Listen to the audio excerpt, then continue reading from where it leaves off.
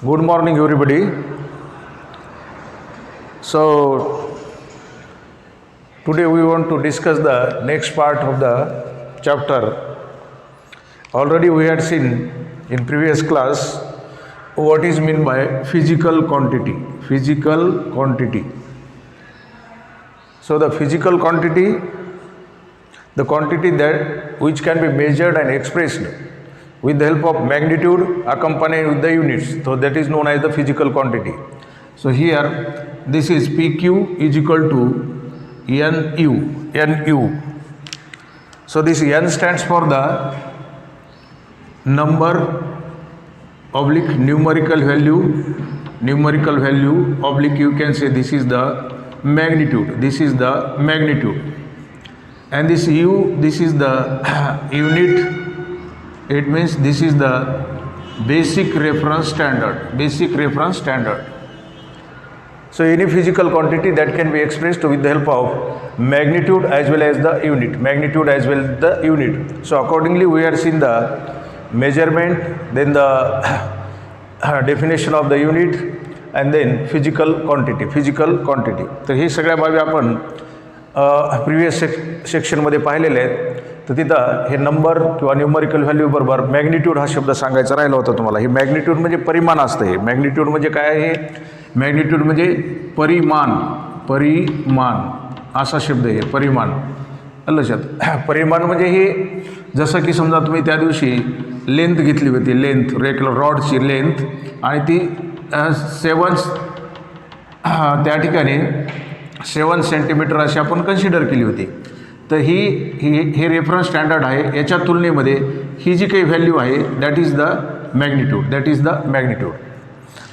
After this याच्यानंतर आपण याच्या अगोदरच्या क्लासमध्ये जे काही पाहिलं होतं त्याच्यामध्ये युनिट्स पाहिले होते. युनिट्स तर फंडामेंटल युनिट्स एकूण 9 आहेत. फंडामेंटल युनिट 9 आहेत. कारण बेस युनिट 7 आणि सप्लिमेंटरी युनिट 2 आहेत. तर आता या ठिकाणी पहा 9 फंडामेंटल quantities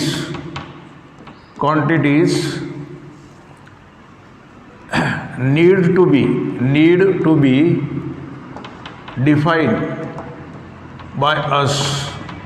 तर त्या युनिटला अनुसरून जे काही 9 युनिट पाहिले आपण त्याच्यानुसार हे फंडामेंटल क्वांटिटीज 9 आहेत. तर ह्या 9 फंडामेंटल क्वांटिटीजची गरज आहे आपल्याला इथं डिफाईन करण्याची. मग याच्यानुसार तिथं काय झालं आहे तुम्हाला एक टेबल दिला गेलेला आहे. एक टेबल. तर हा जो टेबल आहे हा 2.1 SI base quantities and units with their symbols. तर अशा प्रकारचा एक टेबल दिलेला आहे NCERT टेक्स्टमध्ये. तर या टेबलमध्ये तुम्ही सुरुवातीला ही बेस क्वांटिटी जी आहे बेस क्वांटिटी ती सांगायची. Already it is non for us that 7 base quantities are there. Or the NCERT record 7 base quantities they had been given for us. Then the respective units, name of units you must have to know, and then the symbol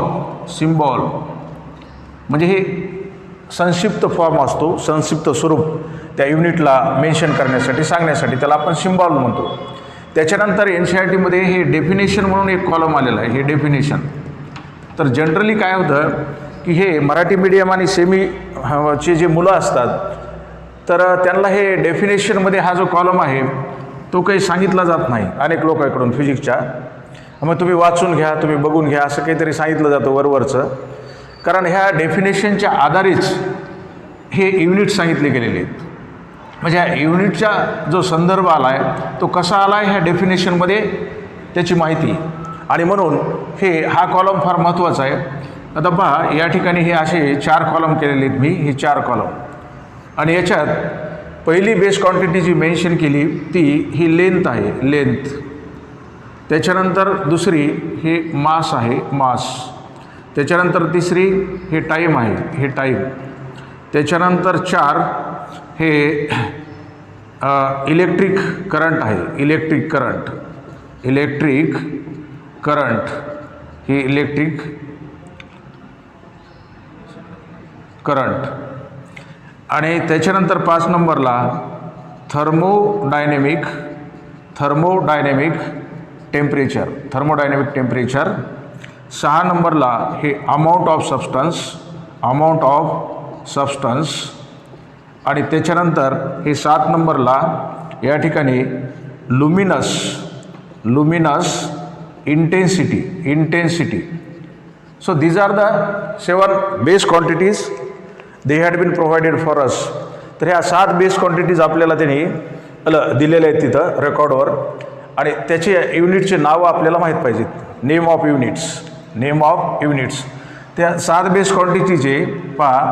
length, this is the base quantity and that can be measured in metre and the symbol is small m. Then mass is being measured with the help of kilogram, and the symbol is small kg. Similarly, here time, this is another base quantity, is being measured in second, and the symbol is small s. Similarly electric current म्हणजे हे विद्युत धारा. This can be measured in ampere and the symbol is capital E. You have to note here, this is the capital A here. Then thermodynamic temperature, this can be measured in this base quantity can be measured with the help of the unit Kelvin. And again the symbol is capital key. I am saying here capital, here also capital. These are the small alphabets, so there is one convention for saying the symbol either in small alphabets or the capital alphabets, so that comes under the guidelines for the writing of the symbols. तर तो पुढे भाग आहे. हे topic झाल्यानंतर पुढच्या टॉपिकमध्ये किंवा हा सेक्शन झाल्यानंतर पुढच्या सेक्शनमध्ये त्यावेळेस ते गाईडलाईनमध्ये पाहू आपण. Amount of substance, this can be measured in mole and the symbol is mol. Amount of substance. Luminous intensity म्हणजे ही, याला लुमिनस म्हणजे चमकदार तीव्रता असं म्हणता येईल. चमकदार तीव्रता, एक प्रकाश होत असतो आणि त्याची तीव्रता किती आहे त्याच्याबाबतची ही बेस क्वांटिटी आहे. And this can be measured in the candela and the unit and the symbol is small CD. So these are the SI base quantities and the names of the respective units along with the corresponding symbol. They given for us, they had been given for us, so you have to remember this.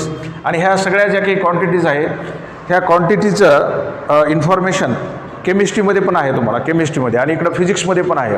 आता महत्त्वाचं काय याच्यामध्ये ते पहा की जे मराठी मीडियमच्या मुलांना किंवा सेमी इंग्लिशच्या महाराष्ट्रीयन मुलांना लँग्वेज प्रॉब्लेममुळं जे त्रासदायक असतं आणि ते सांगितलं जात नाही, तर इथं या ठिकाणी हे जे काही पाहत आहे हे मीटर आहे. हे मीटर, तर हे मीटर जे आहे हे बेसिक रेफरन्स स्टँडर्ड आहे. याच्या सहाय्यानं कम्पॅरिझन करून मेजरमेंट घेतली जाते कोणाची, लेन्थची. तसे kilogram, this is also the basic reference standard. Basic म्हणजे मूलभूत, रेफरन्स संदर्भीय स्टँडर्ड. आणि याच्या सहाय्यानं याच्या सहाय्यानं कम्पॅरिझन करून मेजरमेंट केली जाते कोणाची, मासची.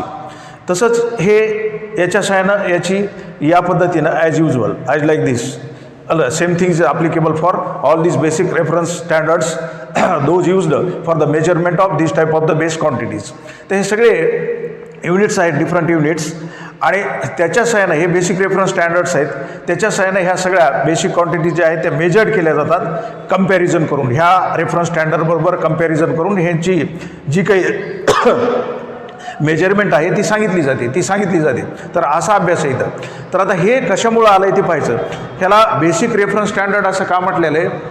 हे एक मानक आहे. मानक म्हणजे विचारात घेतलेली बाब.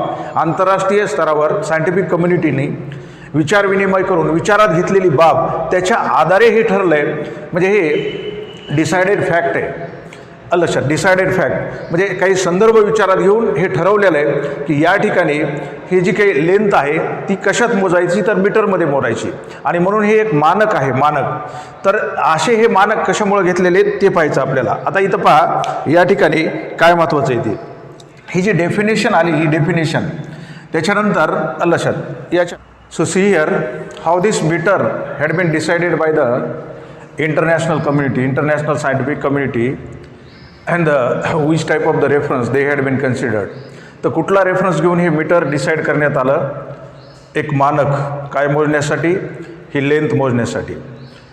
तर या ठिकाणी पहा की ही जी डेफिनेशन आहे याची, तर ही द पाथ, हे पाथ लेंथच्या आधारे घेतलेलं आहे. ह्याचा संदर्भ असा आहे पाथ लेंथ. हा रेफरन्स आहे पाथ लेंथ. पाथ लेंथ म्हणजे काय करण्यात आलं होतं की एका व्हॅक्यूममधून लाईट पास केली. ही लाईट जी आहे ही पास होऊ दिली निर्वात पोकळीमधून. हे पाहे व्हॅक्यूम निर्वात पोकळीमधून. आणि मग त्यावेळेस the path length travelled by, path length travelled by light in the vacuum at 1/299,792,458 of the second. तर या ठिकाणी हे आकडा थोडं लक्षात ठेवण्याचा प्रयत्न करा तुम्ही. पुन्हा वाचित राहा. आणि ही पाथ लेंथ याच्या आधारे ठरवण्यात आली. म्हणजे हे अतिशय सूक्ष्म काळ आहे त्या लक्षात. त्या ठिकाणी लाईटचा जो स्पीड असतो दर सेकंदाला तो एवढा असतो. हे खालचा जो आकडा आहे हा डिनॉमिनेटर, हा आकडा एवढा मोठा आकडा या ठिकाणी हे याच्यामध्ये जवळजवळ 9 अंक आहेत. तर एवढी लाईटची स्पीड आहे. आणि मग ही जी लाईटची स्पीड आहे ती दर सेकंदाला आहे. तर या ठिकाणी तेवढ्या कमी काळामध्ये, सेकंद म्हणजे अतिशय स्मॉल ड्युरेशन आहे, very small duration, very small short while time आहे. हा अतिशय सूक्ष्म काळ आहे. तर त्या सूक्ष्म काळामध्ये लाईटनं कापलेलं अंतर साधारणतः असं एवढं आकाराचं असतं. आणि मग त्याच्या आधारे ते पाथ लेंथच्या आधारे काय केलं, हे जे आहे युनिट हे डिसाईड झालं. म्हणजे हा लाईटनं ट्रॅव्हल्ड केलेला पाथ लेंथ व्हॅक्यूममध्ये अतिशय शॉर्ट व्हाईलमध्ये, that is the reference used for deciding this unit which is used to measure the length. Hence this is the basic reference standard. त्याच्यानंतर आता किलोग्राम कसं डिसाईड करण्यात आलं पहा. इंटरनॅशनल ब्युरोचं ऑफिस आहे वेट अँड मेजरमेंट. वेट म्हणजे वजने आणि मापे याच्यासाठीचा आंतरराष्ट्रीय स्तरावरला एक ब्युरो आहे. आणि ते फ्रान्समध्ये पॅरिस शहराच्या जवळपास तिथं ते ऑफिस आहे. तर त्या ठिकाणी काय केलं की एक सिलेंडर बनविण्यात आला, एक सिलेंडर. आणि जो सिलेंडर बनविण्यात आला हे म्हणजे दंडगोलाकार असा एक ठोकळा बनविण्यात आला, असा दंडगोलाकार ठोकळा. आणि हा ठोकळा हे प्लॅटिनम, इरिडियम ॲलो म्हणजे प्लॅटिनम आणि इरिडियमचं संमिश्रण होतं. आणि त्याचा एक असा दंडगोलाकार ठोकळा बनवण्यात आला. आणि त्याचं वजन मोजण्यात आलं, त्याचं वजन. आणि मग त्याचं जे काही वजन आहे, आता आपल्याकडे पाहतो आपण हे किलोचं वगैरे माप असतं ते लोखंडाचं आहे. तर ह्या ठोकळ्याचं जेवढं काही वजन आहे तेवढंच ते आपल्या किलोचं जे माप आहे लोखंडाचं, धातूचं, तर त्याचं आणि याचं मास सारखंच आहे. म्हणजे हा रेफरन्स घेण्यात आला प्लॅटिनम इरिडियम ॲलोचा हा सिलेंडर. आणि ह्याचं वजन मोजण्यात आलं. आणि एवढं वजन जिथं भरल ज्यांच्याकडून ते काय समजायचं, that is the kilogram. In this way, this is the reference platinum iridium alloy cylinder, and with the help of this reference, this basic standard they decided. And this had been utilized for the measurement of mass across the world. त्याच्यानंतर पाहता पुढं हे second आहे. आता second जे आहे हे basic reference standard कसं निवडण्यात आलं ते पहा. सेकंदला तर सेकंदला काय करण्यात आलं होतं की सेसियम, हे पाहे सेसियम 133 ॲटम ही एक क्लॉक आहे. ही क्लॉक म्हणजे वेगवेगळ्या क्लॉक विकसित करण्यात आल्या होत्या. तर हे ॲटम जे आहेत ते याच्यातून काही रेडिएशन्स बाहेर पडतात, ह्याच्यातून काही रेडिएशन बाहेर पडतात आणि मग ह्या रेडिएशनची ह्याचे पिरियड्स काढण्यात आले. पिरियड्स, ह्या रेडिएशनचे पिरियड्स, आणि ते पिरियड काही विशिष्ट काळामध्ये एवढ्या फ्रिक्वेन्सीचे भरले, एवढी म्हणजे त्या प्रमाणाने तेवढी वारंवारिता दाखवली सर्टन ड्युरेशनला. आणि मग हा जो आकडा आहे तो लक्षात ठेवायचा तुम्हाला. आता पहा हा आकडा किती अंकी ती याच्यापेक्षा हा मोठा आहे. हे 3 आणि 3 6 आणि 9 आणि 10. तर ही जी फ्रिक्वेन्सी आहे ही फ्रिक्वेन्सी तर ह्याला प्रायमरी फ्रिक्वेन्सी स्टँडर्ड म्हणतात. तर प्रायमरी फ्रिक्वेन्सी स्टँडर्ड लक्षात ह्याच्या आधारे विचारात घेण्यात आलं. कशाच्या? सेशियम. हा तुम्हाला माहिती आहे सेशियममध्ये वेगवेगळ्या प्रकारचे आयसोटोप आहेत. त्याच्यापैकी सेशियम 133 ॲटम ह्याची क्लॉक विकसित करण्यात आली आणि त्याच्यामध्ये हे प्रायमरी फ्रिक्वेन्सी मोजण्यात आली. तिथं आणखी तुम्हाला असं सांगितलेलं आहे की ह्याच्यात हे मोजत असताना काय केलेलं आहे, त्या ॲटममधून जे प्रारण बाहेर पडतात तर तिथं transition between two hyperfine levels at the ground state ते विचारात घेण्यात आलेले आहेत. आलं लक्षात? ते विचारात आहे. आता हे कसं असतं पुढं चालून तुम्हाला दुसऱ्या वेगवेगळ्या सिलेबसमध्ये हे ग्राउंड स्टेटला ॲटम असणे, पुन्हा एक्सायटेड स्टेटमध्ये जाणे, त्याच्यातून इलेक्ट्रॉन वगैरे बाहेर पडणे, त्याने स्पिन दाखवणे, आलं लक्षात? अशी एक मोठी स्टोरी त्याच्यात. आणि मग त्याच्या आधारे त्या ठिकाणी हा रेफरन्स आहे, हा संदर्भ विचारात घेऊन हे मानक ठरविण्यात आलं. कोणतं? आलं हे सेकंद आणि त्याच्या साहाय्यानं टाईम मोजला गेला. तर हा अतिशय सूक्ष्म काळ आहे, अतिशय अल्प काळ आहे की तेवढ्या काळामध्ये ही फ्रिक्वेन्सी एवढी असते, त्या तिथं ते रेडिएशन तेवढे पिरियड दाखवतात आणि मग त्याच्या आधारे वेळ मोजला जातो. आणि म्हणून हे second, this is the basic reference standard that is used for the measurement of time across the world. तर ही अशी माहिती हे लक्षात ठेवा. हे जे आहे हे फ्रिक्वेन्सी चेंज इथं दाखवलेला आहे असा ह्या सिम्बॉलनं. तर त्या हाय लेवलच्या काही गोष्टी नाहीत तुम्हाला. ही फ्रिक्वेन्सी वगैरे तिथं रेकॉर्डवर आलेली असली, सेशियम 133 ॲटम वगैरे रेकॉर्डवर जे आलेलं आहे ते लक्षात ठेवा की तो संदर्भ विचारात घेऊन हे युनिट सांगण्यात आलं टाईम मोजण्यासाठी. दिस इज द इन्फॉर्मेशन हिअर. त्याच्यानंतर आता पहा हे इलेक्ट्रिक करंट म्हणजे विद्युतधारा. करंट म्हणजे धारा, विद्युतधारा मोजण्यासाठी काय करण्यात आलं होतं की इलेक्ट्रोमॅग्नेटिक फोर्स विकसित करण्यात आला होता. इलेक्ट्रोमॅग्नेटिक फोर्स म्हणजे दोन असे इलेक्ट्रिक कंडक्टर घेतले, 2 इलेक्ट्रिक कंडक्टर आणि ते पॅरलली ठेवले, रन होणारे इन्फिनाईट लेंथ थिन असणारे हे इलेक्ट्रिक कंडक्टर आहेत. याच्यातून इलेक्ट्रिसिटी वाहते असे कंडक्टर घेतले आणि हे 2 जे इलेक्ट्रिक कंडक्टर घेतले तर याच्यामधून करंट सोडल्यानंतर इथं एक फोर्स या ठिकाणी तयार झाला. फोर्स एवढ्या व्हॅल्यूचा फोर्स इथं विकसित झाला. म्हणजे या व्हॅल्यूचा फोर्स जो विकसित झाला जेवढ्या करंटमुळं झाला तर त्याला ॲम्पियर असं म्हणण्यात आलं. त्याला काय म्हणण्यात आलं? ॲम्पियर. आणि मग ॲम्पियर हे युनिट सांगण्यात आलं. ते एक मॅथमॅटिशियन आहेत, फ्रान्स मॅथमॅटिशियन आहेत अँड्रे मॅरी ॲम्पियर.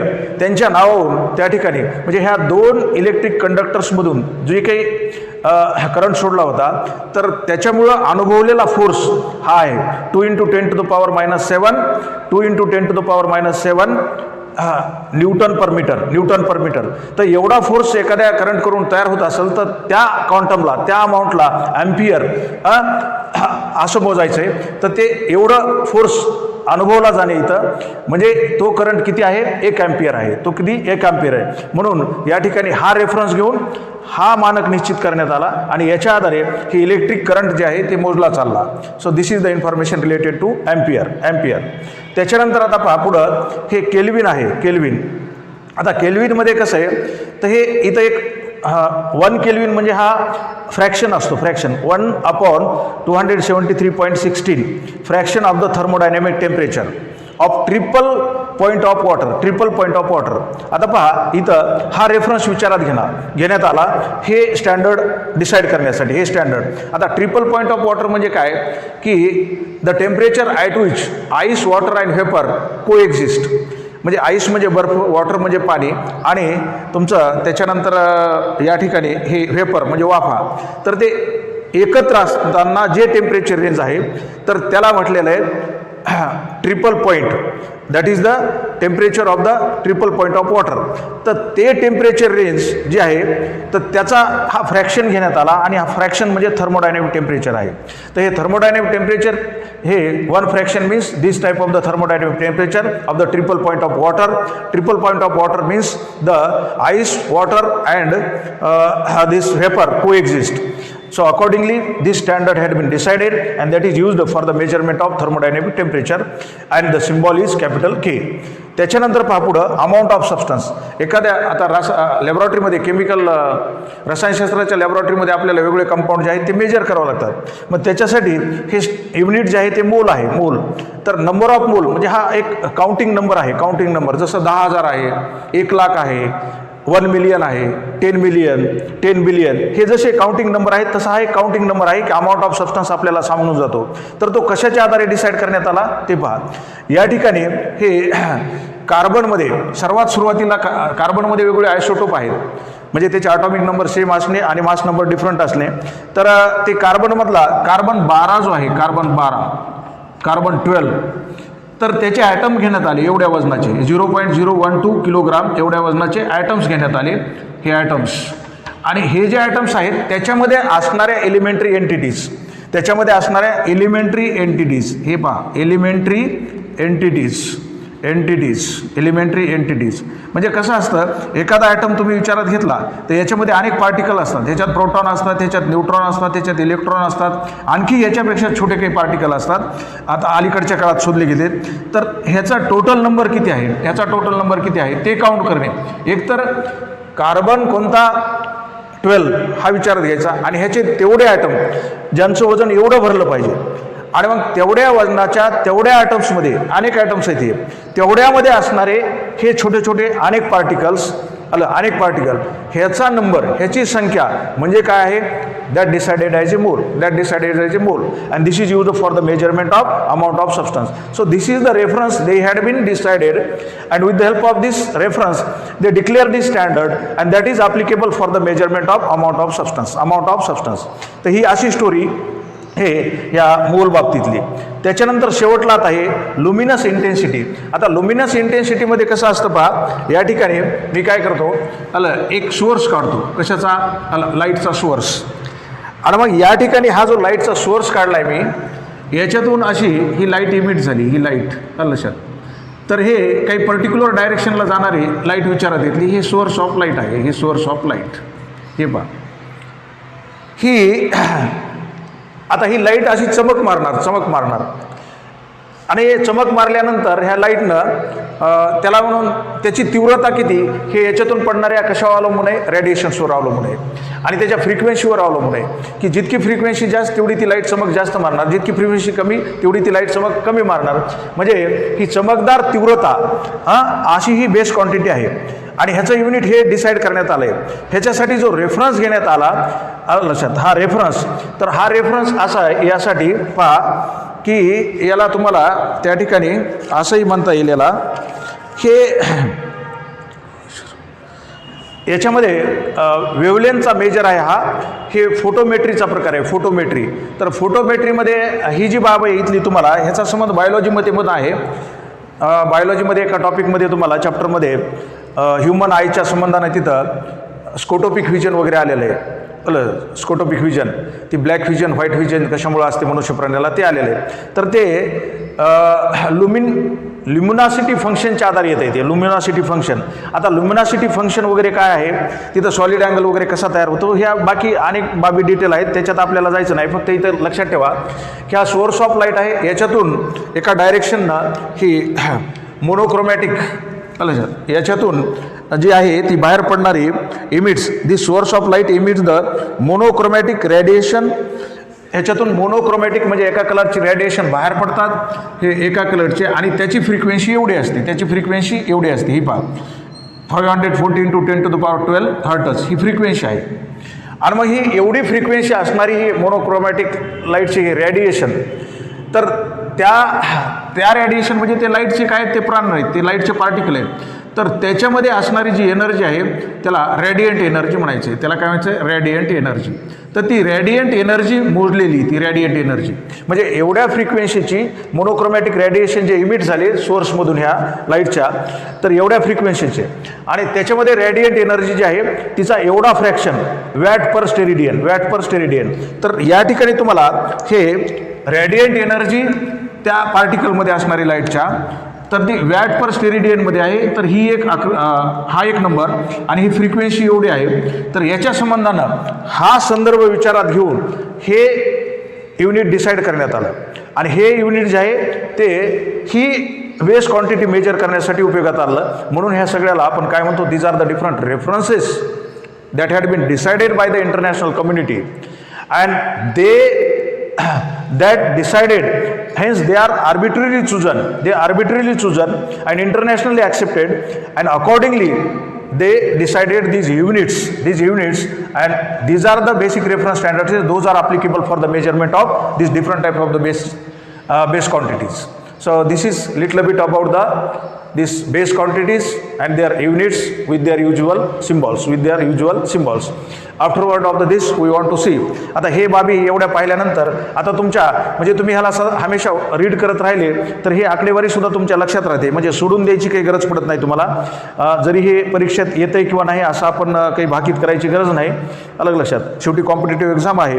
कुठलाही एक्झामिनर प्रश्न पिकअप करून तुम्हाला टाकू शकतो. तर ह्याला पण तुम्ही फिक्स करू शकता. आता हा कॉलम नंबर 4 की जो जनरली सोडला जातो शिकवता वेळेस, आणि याच्यानंतर आहे आता हे झाल्यानंतर फंडामेंटल क्वांटिटीजमध्ये पुढं आपल्याला हे बेस क्वांटिटीच्या ऐवजी आता सप्लिमेंटरी क्वांटिटीज पाहिजेत. 2 supplementary quantities. So see here what are the supplementary quantities. SI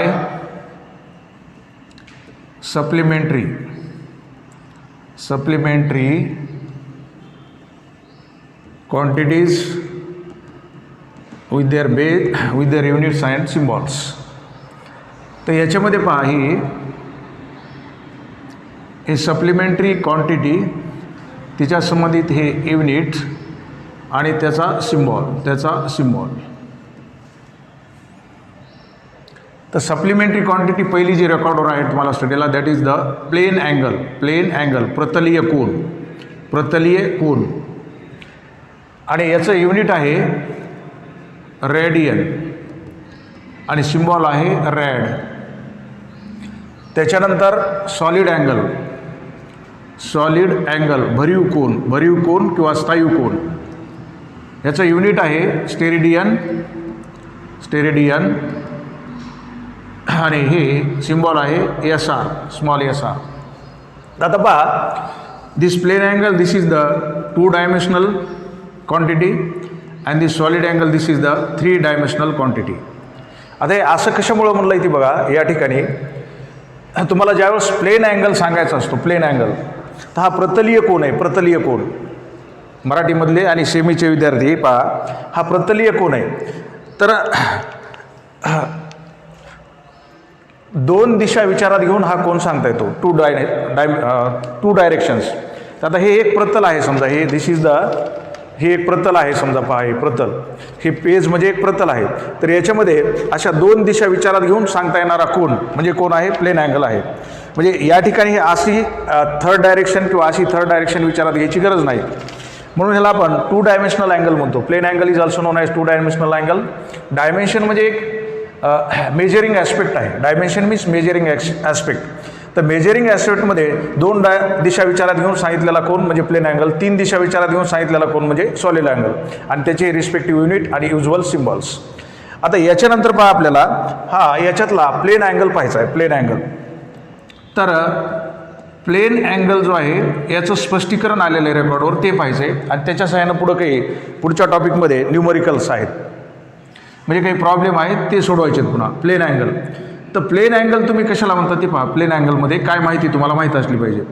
हे सर्कल आहे, हे सर्कल, आणि ह्या सर्कलचं हे सेंटर आहे, हे सेंटर, आणि या सेंटरवरून ही रेडियस अरेंज केली मी एका दिशेनं, आणि ही दुसरी एक अरेंज केली रेडियस. आता पहा, याच्यामध्ये ही जी काही लेंथ आहे हिला आर्क लेंथ म्हणतात. ही आर्क, कारण ही रेषा सरळ नाही. This is not a straight line, कारण ही सर्कलची लाईन आहे. ही सर्कलची लाईन, त्याच्यामुळे ती कर्व स्वरूपात आहे. कशी कर्व? ती अशा स्वरूपात आहे, अशी कर्व स्वरूपात. त्याच्यामुळं या कर्व स्वरूपात असणाऱ्या लाईनला आपल्याला आर्क लेंथ म्हणायचे. काय म्हणायचं त्याला? Arc length. आणि ही आर्क लेंथ मी इथं लक्षात, हे छोटा सेक्शन आहे या सर्कलचा, म्हणून याला DS इंडिकेट करतो, DS. आणि ही रेडियस जी आहे ही आर आहे, ही रेडियस आर आहे. आणि मग या ठिकाणी हा जो काही ह्या आर्क लेंथनं ह्या सेंटरच्या सर्कलवर सेंटरच्या सर्कलवर विथ रिस्पेक्ट टू रेडियस, ह्या दोन रेडियस, ह्या सर्कलची ही रेडियस, ह्याच्या संदर्भाने इथं केलेला कोन हा आहे plane angle. This is the plane angle. आणि हा प्लेन अँगलसुद्धा या ठिकाणी इंडिकेट करत असताना प्लेन अँगल हा एलिमेंटरी अँगल असल्यानं हा डी थीटानं दाखवला आहे, छोटा आहे डी थीटानं. आणि म्हणून इथे एक रिलेशनशिप विकसित होते पहा, relationship d theta is equal to DS upon R, DS upon R. So this is the plane angle, this is the plane angle. म्हणजे प्लेन अँगल म्हणजे काय बघा, the angle that had been subtended by, हा शब्द महत्त्वाचा आहे. Subtended, हे bye, subtended हा शब्द पुन्हा पुन्हा येतो NCERTमध्ये तुम्हाला, सबटेंडेड. तर सबटेंडेड कशाला म्हणतात ते पहा. आता या ठिकाणी हे पहा, हे इथं हे जे आहे हा एक अँगल रे आहे, अँगल रे, हा एक रे, अँगल रे, आणि हा एक अँगल रे. म्हणजे ही रेडियस जी आहे या सर्कलची, हे झाला हा अँगल रे, आणि हा एक दुसरा अँगल रे. आणि हे जर एक्स्ट्रीम एंडमधून जात असतील, एक्स्ट्रीम एंड हे असे पुढे गेले एक्स्ट्रीम एंडमधून, आणि मग त्या ठिकाणी हे एखाद्या ठिकाणी जे काही अँगल रेज आहेत ते जर एक्स्ट्रीम एंडमधून जात असतील एखाद्या आर्क लेनच्या, तर त्याच्या संबंधानं सेंटरवर झालेला अँगल, ओरिजिनला झालेला angle, that is the plane angle, that is the plane angle. म्हणून म्हटलेलं the angle that had been subtended by the arc length to its centre और at the centre of the circle with the radius r, that is called plane angle, that is called plane angle. And it can be given as like the d theta is equal to ds upon r. म्हणजेच काय, the ratio of the arc length, the ratio of the arc length and the radius of circle, and the radius of circle, हा हे गुणोत्तर आहे कशाचं, ही arc length आणि ही radius सर्कलची, हे जे गुणोत्तर असेल ते आहे plane angle, that is the plane angle. आता हे प्लेन अँगल असं पाहिल्यानंतर तुम्हाला या ठिकाणी महत्त्वाचं काय पाहिजे पाहिजे, प्लेन अँगल पाहिल्यानंतर याच्यात आता कन्व्हर्जन फॉर्म पाहिजे. ह्या प्लेन अँगलच्या संदर्भानं काय पाहिजे तुम्हाला काही, हे कन्व्हर्जन फॉर्म. आता कन्व्हर्जन फॉर्म कसे, फ्रॉम डिग्रीज टू, हे पहा हे degrees to radian to rad, degrees to rad, and vice versa, and vice versa, and vice versa. म्हणजे तुम्हाला डिग्रीमध्ये अँगल जर सांगितलं असेल, समजा हे लक्षात एक 30 डिग्रीचा अँगल आहे हां, तर त्याला कन्वर्ट कसं करायचं आहे, कशामध्ये, रॅडमध्ये, रॅडियनमध्ये. कारण हे अँगल जे आहेत ते रॅडियनमध्ये, ह्याचं युनिट रॅडियन आहे. आणि समजा रॅडियनमध्ये दिलेलं आहे तुम्हाला, लक्षात रॅडियनमध्ये अँगल दिलेला आहे, आणि मग तो डिग्रीजमध्ये सांगायचा आहे. कशामध्ये सांगायचा आहे, डिग्रीजमध्ये. तर हे कन्व्हर्जन पाहिजे. तर ह्या कन्व्हर्जनला जर तुम्ही विचारात घेतलं तर त्याच्यामध्ये पाहता हे already it is non for you mathematically की हे सर्कल आहे, आणि ह्या सर्कलमध्ये लक्षात हा जो अँगल आहे हा angle theta is equal to काय, 360 डिग्री, 360 डिग्री. आता पहा थीटा इज इक्वल टू एखाद्या सर्कलसाठी 360 डिग्री असेल, 360 डिग्री. तर हाच थीटा लक्षात, हाच थीटा सर्कलसाठी रॅडियनमध्ये काय असतो, हाच theta, that is theta is equal to 2 pi rad, 2 pi RAD असं. त्याच्यामुळं काय झालं, आता ही किंमत आणि ही किंमत सारखी झाली by equating the 360 degree with 2 pi rad, 2 pi rad. म्हणजे this value is equal to the this value. तर 360 degree is equal to the 2 pi rad, 2 pi RAD. आणि मग याच्या आधारे 1 डिग्रीसाठी तुम्हाला हे काढता येईल, फाइंड आउट करता येईल त्रिराशिक घेऊन. त्रिराशिक म्हणजे काय, हे 2 पाय इंटू 1 डिवायडेड बाय 360. तर या ठिकाणी हे 2 आणि हे 1, 180.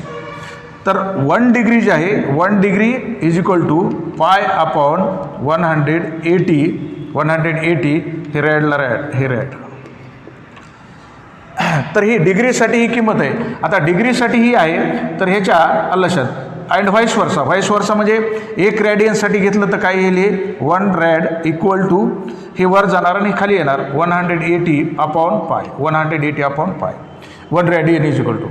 मग या पद्धतीनं तुम्हाला हे रॅडियनमध्ये मेजरमेंट घ्यायची असली तर याच्या सहाय्यानं घेता येईल आणि डिग्रीमध्ये घ्यायची असली डिग्रीचं कन्व्हर्जन रॅडमध्ये करायचं असलं तर याच्या सहाय्यानं घेता येईल. तर या पद्धतीनं ही जी काही रिलेशनशिप आहे यू हॅव टू रिमेंबर दिस. आता याच्यानंतर इथं आणखी महत्त्वाचं काय ते पहा. याच्याबरोबरच की हे जे काही डिग्री आहे 1 डिग्री. आता पहा ह्या सर्कलमध्ये 1 डिग्री म्हणजे 60 फ्रॅगमेंट असतात 60. 1 degree is splitted in the 60 division. त्याच्यानुसार हे 1 degree is equal to 60 minutes. हे 60 मिनिट्स म्हणजे ह्याला तुम्हाला 60 हॅश असं लिहिता येईल. याचाच अर्थ असा झाला की हे 1 मिनिट किंवा ह्याला 1 hash is equal to 60 second 60 seconds is equal to 60 double hash. आणि मग याच्यानुसार जर घेतलं तुम्ही तर हे 1 degree is equal to 60 into 60 is equal to 3600 seconds. तर हे 1 डिग्री ही स्प्लिट करून लक्षात त्याचे सेगमेंट एवढे करता येतात 3600 सेकंड्स. तर या पद्धतीनं ही रिलेशनशिप जी आहे ही तुम्हाला माहीत असणं आवश्यक आहे. तर या प्रकारचे काही मॅथमॅटिकल इन्फॉर्मेशन हे प्लेन अँगलला धरून आलेली. So you have to remember that.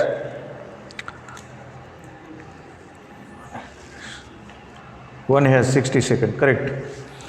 आणि याच्यानंतर आता दुसरा जे आहे हे सॉलिड अँगल पाहायचा आहे. याच्यानंतर सॉलिड अँगल पाहायचा आहे. तर हा प्लेन अँगल पाहिल्यानंतर सॉलिड अँगल पाहायचा आहे. प्लेन अँगल पाहिल्यानंतर सॉलिड अँगल पाहायचा आहे. आता सॉलिड अँगल जो आहे तो कसा सांगता येतो ती पहा. सॉलिड अँगलमध्ये इथं एक स्पियर विचारात घेतो मी. हा स्पियर आहे. ते कळतं आहे तुम्हाला की हा प्रतलीय कोन होता. त्याच्यामुळे एका प्रतलामध्ये एका पानामध्ये असा 2 रेषाखंड घेऊन सांगता येत होता. हा सॉलिड अँगल तसा सांगता येत नाही. एक स्पियर घ्यावा लागतो असा गोल पूर्ण स्पियर घेतल्यानंतर त्या स्पियरमधून त्याला हे मी अर्धा स्पियर इथं विचारात घेतो. हे अर्धा स्पियर आणि याच्यावर या ठिकाणी हा जो स्पियर आहे अर्धा स्पियर हे पहा ह्याला हे असं स्पियर इंडिकेशन देतो. ह्याचं समजा suppose this is the centre. हे त्याचं सेंटर आहे लक्षात. हे सेंटर आहे आणि मग याच्यावर या स्पियरवर 3 डायमेन्शनल ॲस्पेक्ट विचारात घेता येतात या स्पियरच्या सहाय्यानं. तर या ठिकाणी असा एक कोन टाकला. एक शंकूच्या आकाराची रचना टाकली. ही पहा अशी शंकूच्या आकाराची. आणि आता हे सरफेस एरिया ह्या सर्कलमध्ये हा जो आहे तो हा सरफेस एरिया आहे. असा सरफेस एरिया किंवा हा सरफेस एरिया इथं विचारात घेतला आहे. आणि हा एलिमेंटरी एरिया असल्यामुळं ह्याला DAनं रिप्रेझेंट केलं आहे. आणि ही सर्कल आहे. हे स्पियर म्हणजे हे सगळं हे स्पियर आहे आणि स्पियरची ही रेडियस आहे. ही आहे R. आणि मग या ठिकाणी जो काही अँगल झालेला आहे हा अँगल हा आहे एलिमेंटरी ओमेगा. तर पहा आता तुम्हाला माहिती आहे की या सॉलिड अँगलमध्ये हा भरीव कोन आहे.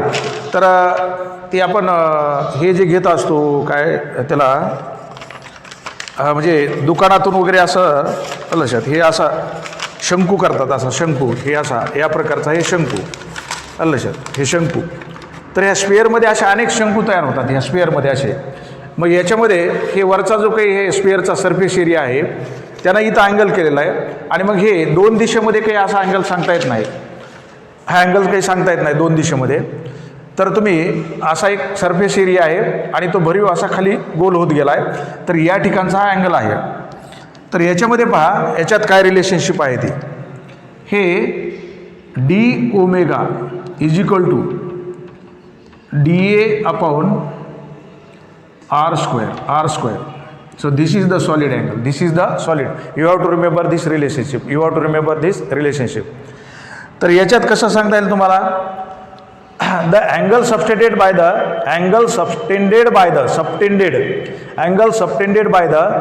surface area of sphere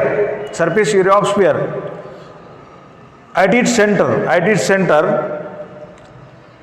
and its square of radius that is known as solid angle. So this is the ratio of the surface area of that sphere, particular area, surface area, elementary area of the sphere with respect to the square of radius of that sphere, that is known as the solid angle. तर याच्या अगोदरचा हा जो angle होता plain angle, तर ह्या plane अँगलची with respect to the circle जी मॅक्झिमम व्हॅल्यू ही होती 2 पाय रॅड. आणि या ठिकाणी ह्या सॉलिड अँगलची जी काही maximum value of solid angle with respect to the sphere ही जी व्हॅल्यू असते याची, तर हे 4 पाय आहे. दिस इज 4 पाय. तर सॉलिड अँगलची मॅक्झिमम व्हॅल्यू 4 पाय आहे आणि प्लेन अँगलची मॅक्झिमम व्हॅल्यू 2 पाय आहे. हे लक्षात ठेवा. याच्यामध्ये हे झाल्यानंतर हा स्टेरिडियनमध्ये वगैरे मेजर करतात, हे तुम्हाला माहिती आहे आता. तर अशा पद्धतीचं हे एक अर्ध स्पेअर घेऊन, स्पेअर म्हणजे गोलाकाराची रचना, त्याच्यामध्ये असा शंकू काढता येईल तुम्हाला. शंकू म्हणजे कसा असतो लक्षात, वर असं म्हणजे सो सी हिअर. तर अशा पद्धतीनं हे झाल्यानंतर आणखी एक बाब लक्षात ठेवायची तुम्हाला. मी इथं एक हे शंकूच्या आकाराची रचना काढतो. ते आपण बेळ वगैरे घेतो, त्याच्यासाठी ते कागदाचं गोल करून खाली अरुंद असतं, ते वर असा गोल त्याला सरफेस एरिया तयार होतो. तर याच्यामध्ये पहा की या ठिकाणी हे अशी एक शंकूच्या आकाराची रचना रेखाटलेली मी, आणि याच्यावर हा असा सरफेस एरिया आहे. तर याच्यामध्ये ही एक अशी लाईन टाकलेली पहा, ही अशा पद्धतीची. आणि मग इथं हा जो आहे तो हा कंप्लीट अँगल आहे. ह्या शंकूमध्ये हा कंप्लीट अँगल आहे. This is the complete angle. आणि हा जो कंप्लीट अँगल आहे, this represent as the complete angle. तर हा आहे एलिमेंटरी ओमेगा, हे डी ओमेगा एलिमेंटरी ओमेगा, छोटा कोन, स्थायू कोन. आणि याच ठिकाणी एवढाच जर कन्सिडर केला, एवढा भाग, तर हा सेमी अँगल आहे. हा काय आहे? Semi angle. हा सेमी अँगल म्हणजे हा आहे प्लेन अँगल. एवढाच भाग, ही एवढा, ह्याच्यातला अर्धा, हाफ सेमी अँगल. तर हा सेमी अँगल मी इथं डी थीटाने इंडिकेट करतो, आणि हा आहे प्लेन अँगल.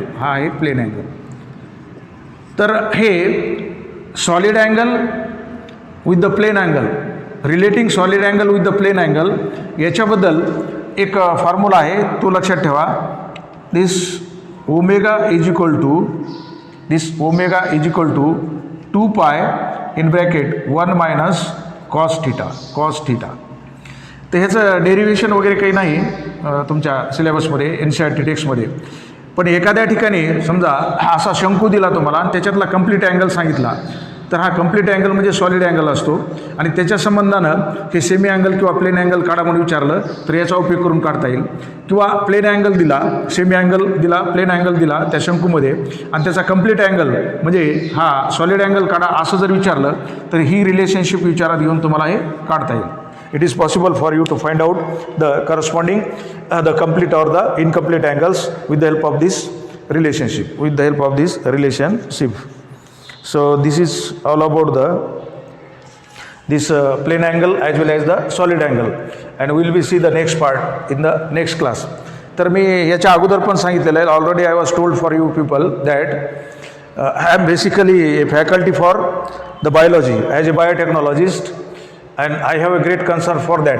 परंतु हे मराठी मीडियमचे सेमी इंग्लिशचे मुलं अनेक वेळेस कंप्लेंट करतात, अनेक धड्याचा बेसिकच समजलं नाही, बेसिक थिअरी समजली नाही, अनेक धडे आहेत असे की मग त्याच्यामुळे त्यांना ते प्रिपरेशनमध्ये अनेक बॅरियर येतात, अडथळे येतात, आणि ते विनाकारण डिप्रेशनमध्ये जाऊन लॅगिंगवर जातात. लॅगिंगवर म्हणजे पिछाडीवर पडतात. म्हणजे बायोलॉजीला चांगला स्कोर व्हायला आहे, केमिस्ट्रीला चांगला स्कोर होऊ लागला आहे, आणि फिजिक्समध्ये स्कोअरच होत नाही. फिजिक्समध्ये त्याला मायनस मार्क येतात, एकदम कमी मार्क येतात, काही कळतच नाही त्याला.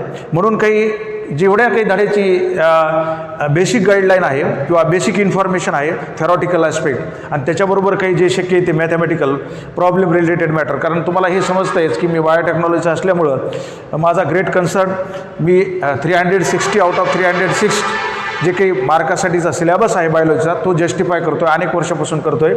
त्याचा मोठा अनुभव आहे मला. फक्त थोडं काही ह्या अहमदपूर ही जी लोकॅलिटी आहे ही मराठवाडा रिजनमध्ये आहे आणि ह्या मराठवाडा रिजनमध्ये ही लोकॅलिटीला काही विघ्नसंतोषी लोकांनी ते काही माझं नाव होऊ दिलं नाही आणि म्हणून तसं मी अहमदपूरमध्ये राहूनच 2017ला सुद्धा लातूर नांदेडपेक्षा रिझल्ट चांगले लावले होते माझ्या विषयात बायोलॉजीमध्ये. पण पुढं अनेक मुलाचं फिजिक्स केमिस्ट्रीत नुकसान झालं. मी ऑनलाईन प्रोग्राम त्याच वेळेस चालू केला, तो काही लोकांनी देखवला नाही, स्थानिकचे जे प्रस्थापित लोक आहेत त्यांना, आणि त्याच्यामुळं मग त्यांनी बॅरियर टाकण्याचा प्रयत्न केला. त्याच्यासाठी लातूर नांदेडहून पण प्रयत्न झाले की इथं माझं नाव किंवा क्लास मोठ्या प्रमाणावर विकसित होऊ नये म्हणून. आणि मग त्या दृष्टीनं मी अलीकडच्या काळात म्हणजे एकतर क्लासवर सगळी ऑफलाईनची जास्तीत जास्त 500 मार्कापर्यंत शिकवायची व्यवस्था आहे आणि बाकीची व्यवस्था म्हणजे ऑफलाईन व्यवस्थाच 500 मार्कापर्यंत आहे आणि ऑनलाईनची बाकीची व्यवस्था आहे हा चांगल्या एक्सपर्टकडून ऑनलाईनची व्यवस्था आहे क्लासवर काही प्रमाणात. तर काही धड्यामध्ये विद्यार्थ्यांना मराठी मीडियम आणि सेमीच्या नीट प्रिपरेशनसाठी फर्स्ट अटेम्पमध्ये त्यांचा प्रोग्रेस व्हावा म्हणून काही व्हिडिओ टाकतो आहे. तर त्या दृष्टीनं तुम्ही जरी त्याच्यामध्ये काही तशी तर मिस्टेक होणार नाही याची मी काळजी घेईल, पण एखाद्या वेळेस होऊ शकते. कारण काही सांगता वेळेस जर चुकलं तर ते कॉमेंटमध्ये तुम्ही मला इन्फॉर्म करा, त्याच्यामध्ये मी करेक्शन करून देईल पुन्हा त्या नेक्स्ट चॅप्टरला. Thank you for all of you to listen for me. आणि हा व्हिडिओ लाईक करा, सबस्क्राईब करा आणि तुमच्या मित्रापर्यंत पोहोचा जास्तीत जास्त. Thank you for all of you.